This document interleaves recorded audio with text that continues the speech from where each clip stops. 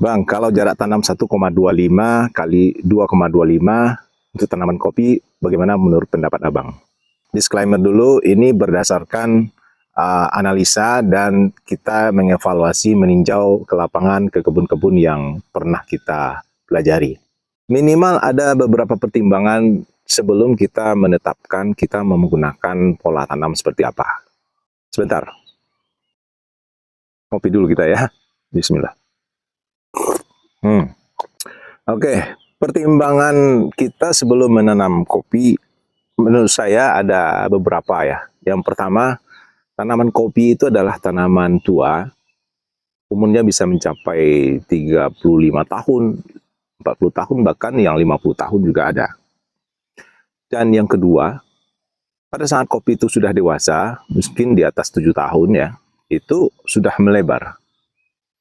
Kalau pakai sistem punggem, itu radiusnya sudah mencapai 2 meter lebih kadang-kadang.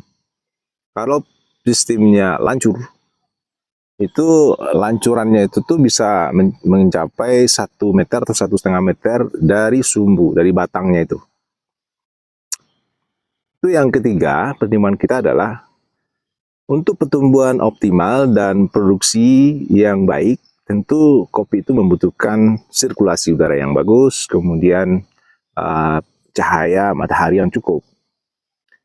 Karena saya sudah survei beberapa kebun kopi yang banyak pelindungnya, itu tidak berproduksi secara baik gitu ya. Yang keempat, pertimbangan kita adalah kita membutuhkan ruang untuk bekerja.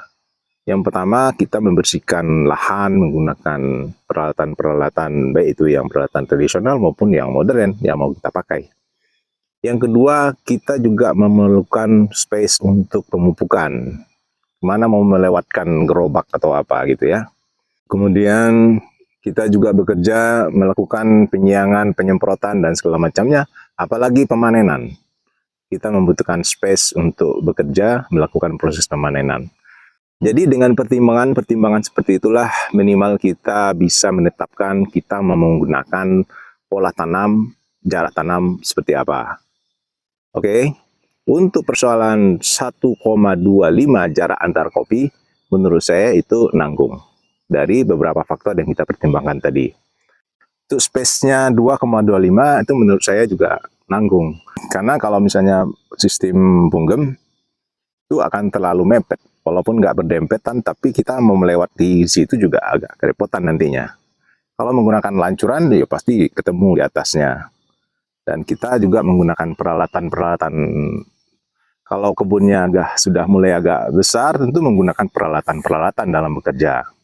Kemana mau dilewatkan. Kemudian dari segi pencahayaan matahari, tentu dengan terlalu rapat itu cahaya matahari tidak begitu leluasa masuk, apalagi sirkulasi udaranya. Saran saya, memang seperti yang di-share oleh teman-teman kita yang di Lampung, mereka menggunakan 1 meter jarak tanam, 3 meter gangnya. Atau mungkin 0,75 kali 3 meter. Kalau mau memakai pola punggem atau konvensional, mungkin minimalnya 2 meter kali 3 meter. Bang, apakah di dataran rendah di dekat sawah itu bisa ditanami kopi? Baik, secara umum ada 3 jenis kopi yang populer di negara kita ini.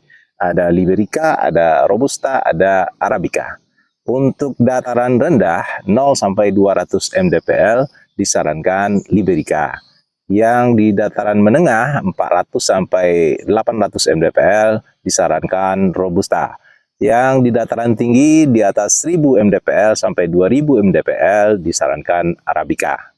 Di pengalaman kami melihat kopi itu membutuhkan air yang cukup sebenarnya. Yang jelas kita sama-sama mencoba, bagaimana hasilnya kita serahkan kepada Yang Maha Kuasa. Oke, kita ngopi lagi.